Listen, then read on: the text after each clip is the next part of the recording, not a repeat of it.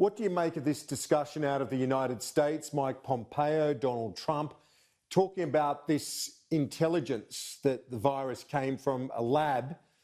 It's not intelligence that either Scott Morrison has seen. He's certainly not expressing a similar view when he's asked about it. It's always very hard to verify intelligence reports, particularly since ordinary mortals like you and me, Kieran, aren't actually allowed to see them.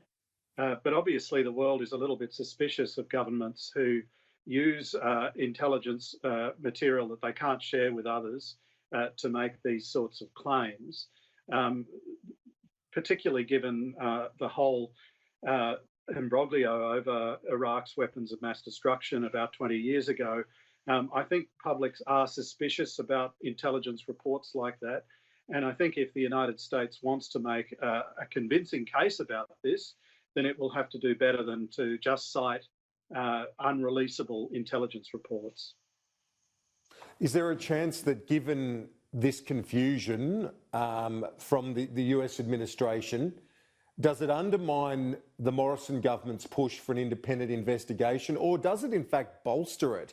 Because there might be a need, and Beijing might recognise this, to say, look, we have to at least say where this started and how we dealt with it. Oh, look, I think down the track there will be a growing movement to actually look at what happened and what went wrong. I think the scale of the destruction, the economic destruction, the loss of life, the sheer shutdown in cross-border activity is going to warrant a very close look at what's going on. But of course, you can't do that without the close cooperation of China.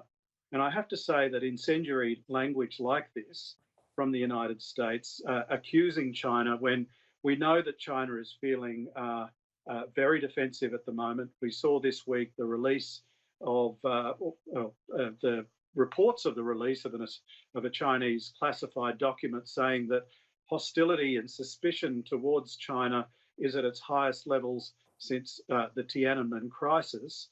That shows you just how defensive and worried the Chinese regime is. That is not the sort of atmospherics that are germane to having a country like China that is so crucial to finding out exactly what happened here play a cooperative role in this. So I do think that while it makes sense and there will be a growing movement to find out what happened and diagnose what went wrong, I think you've got to be very, very careful with the diplomatic atmospherics in how you lead into coming up with something like that. Are you worried this could spiral out of control, given how much is at stake on, well, certainly if you look at the major powers here, the United States, you've got a presidential election this year. In China, their credibility is at stake. Look, I don't think if by spiralling out of control you're talking about a conflict breaking out, I think that's extremely unlikely. I think still the most likely cause of a conflict will be a miscalculation in somewhere like the South China Sea. But certainly the increasing tension in the background, built on years of a trade war and diplomatic spats between the United States and China, does not make that situation any less tense. But what we're actually looking at here is really a battle for prestige, for soft power influence, for moral leadership, if you like, of the world. And you've got to say that both China and the United States have had their causes really quite heavily damaged. In fact, it's very hard to see any leading power coming out of this looking good. The Chinese almost certainly mishandled the outbreak of this. They weren't transparent at the start of the crisis. But you've got to say the United States hasn't covered itself in glory either with the way that it's managed this. And certainly looking for other countries to blame and throwing out accusations like it came out of a Wuhan virology laboratory is not doing its moral cause any great good either. And in terms of the Foreign Minister, Marise Payne, her approach and the government's approach, are you comfortable with the way they've managed this situation? Obviously, at a domestic level, it's been a great success thus far. At a health in a health sense. We hope that continues. In terms of the foreign policy implications, do they get a pass mark as well, in your view? Look, what I would say is that I would, if they were taking my advice, which they probably won't do, if they were taking my advice, I'd be suggesting that they soft pedal a little bit on the independent inquiry idea.